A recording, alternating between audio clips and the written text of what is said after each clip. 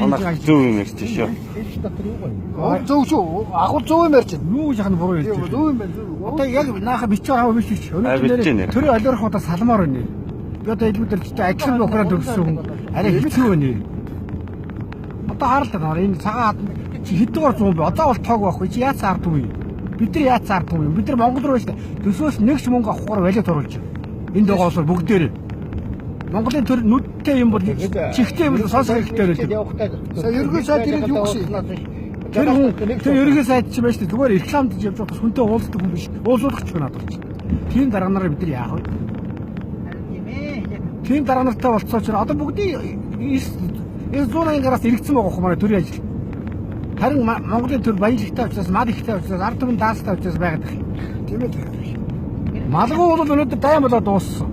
Малынхаа хүчинд бид нар амьдраад байгаа байхгүй.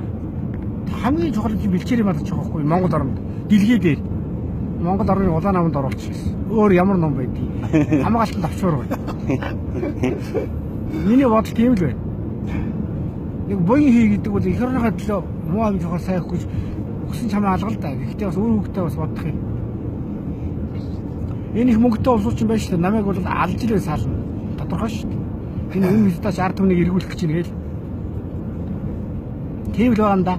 Үннийг ярил. Байна гэж Нөө зөндөө байна. Энэ бэлчээрийн малаж энэ их нутгаас хамгаалах сайхан байхгүй дээ. Зүгээр цалингаар амьдрахгүй одоо илүү нутгийн маань амьдраад чинь хоол биш шүү. Эцэс тэлхэд байж та хамгийн гол нь хүн сэтгэл санааны жаргалж байдаг байхгүй юу? Над бол байна зүг залуу шийдэн төлөө санаа зовж байна. Авгаа над нь байж идэг.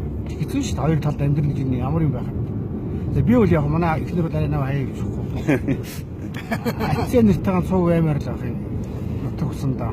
Тэгээд гэртээ.